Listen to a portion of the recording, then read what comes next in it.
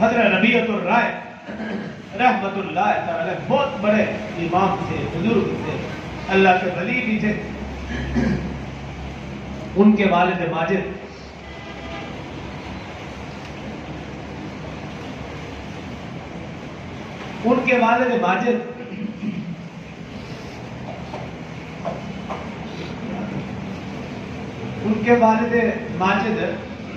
جہاد کے سلسلے میں گھر سے نکلے۔ بعض حضرات نے لکھا تبلیغ کے سلسلے میں نکلے، لیکن تبلیغ و جہاد و بات تو ایک ہی۔ اگر سمجھنے والے سمجھے تو بات ایک ہے، کیونکہ جو حضرات پہلے اللہ کی راہ میں نکلا کرتے تھے وہ تبلیغ اور جہاد دونوں کو اکٹھے لے کر چلتے تھے، اس وجہ سے وہ دنیا میں کامیاب تھے۔ آج ہم نے تبلیغ جہاد کو الگ الگ کیا، اس لیے ہم ناکام ہیں اور پوری دنیا میں ذلیل و رسوا ہے، اور جب تک یہ دونوں جدا رہیں گے تو اسی طرح ہم رہیں گے، بلکہ اس سے بدتر حالات ہوں گے۔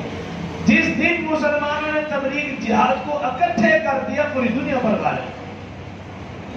اب دیکھیں تبلیغ کے لیے لاکھوں کا مجمع ہوتا ہے صرف ایک لاہور میں، اگر اسی طرح آپ پوری دنیا کے تبلیغیوں کو اکٹھا کریں اور ان کی تعداد دیکھیں تو حیران ہوں گے، لیکن جب جہاد کی بات کریں گے ایک بھی شاید آگے نہ ہو، سب پیچھے۔ تو یہی ناکامی کی وجہ ہے، تبلیغ جہاد کو الگ کیا تو ناکام ہو گئے، اکٹھے کریں گے تو انشاءاللہ کامیاب و کامیاب۔ تو وہ اللہ کی راہ میں نکلے، جب نکلنے لگے تو انہوں نے اپنی بیوی کو 30,000 اشرفیہ دی اور کہا بھی یہ 30,000 اشرفیہ انہیں قیمتی بنانا۔ یہ کہتا چل دیے، ان کی بیوی حاملہ تھی، 30,000 اشرفیہ دی اور کہا انہیں قیمتی بنانا اور چل دیے، اللہ کی راہ سے لگے۔ ایک دو سال نہیں، 27 سال کے بعد ان کو خیال پیدا ہوا کہ میں گھر پر اللہ کی راہ میں تھے۔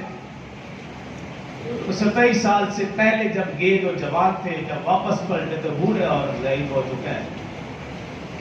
جب پہنچے صبح کا وقت تھا، نماز سے پہلے کا وقت تھا، انہوں نے کہا بھی پہلے میں مسجد جاؤں، نماز ادا کروں پھر گھر آؤں گا۔ نماز پڑھی، نماز کے بعد دیکھا کہ خوبصورت کڑیل نوجوان عالم دین درس دے رہا ہے، اس کو دیکھا، خوش بھی ہو رہے ہیں اور تمنا بھی کر رہے ہیں کاش میرا بیٹا ہوتا، اس طرح مسجد نبوی میں بیٹھ کر درس دیتا۔ خیر نماز سے فارغ ہونے کے بعد ڈھونڈتے ہوئے اپنے گھر پہنچے، دستک دی، اندر سے وہی عالم دین باہر، واپس میں ٹاکرا ہوگا۔ پوچھا بھی کون ہو تم؟ کہا بھی میں جو بھی ہوں بتاؤ، تم میرے گھر میں کیا کر رہے ہو؟ بابا جی نے کہا تمہارا گھر، یہ تو میرا گھر ہے، تم بتاؤ میرے گھر میں کیا کرنے آئے ہو؟ آپس میں بحث و مباحثہ ہوا، یہی آواز گھر والوں تک پہنچی۔ گھر والی گیٹ پر آئی اور بیٹے اور باپ کو سمجھایا، نہیں یہ باپ ہے اور یہ بیٹا ہے تمہارا۔ اب وہ باپ کو قدر ہو گئی اور پوچھا وہ 30,000 اشرفیاں کہاں ہیں؟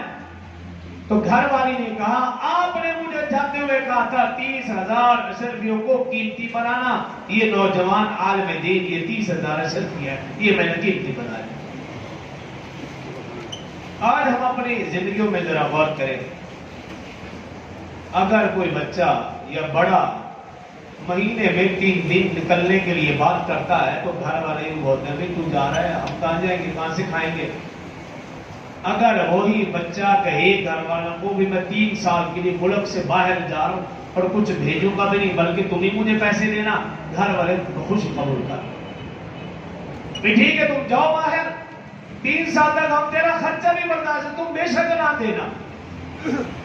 لیکن اگر وہی بچہ تبلیغ کے لیے نکلے تو سب بولتے ہیں، گھر والے الگ، محلے والے، مسجد والے الگ، دوست بھائی تو جا رہا ہے، کھائیں گے کہاں سے؟ جب وہ 3 سال کے لیے ملک سے باہر جا رہا تھا تم نے ادھار لے کر اس کے ٹکٹ ہر چیز کا خرچ، تب تمہارا دماغ کہاں کام کر رہا تھا؟ اور آج ہم سب کی کوشش فکر یہی ہے کہ میرا بچہ ڈاکٹر، انجینئر اور جو کچھ بھی بنے، حکومت کا نوکر بنے۔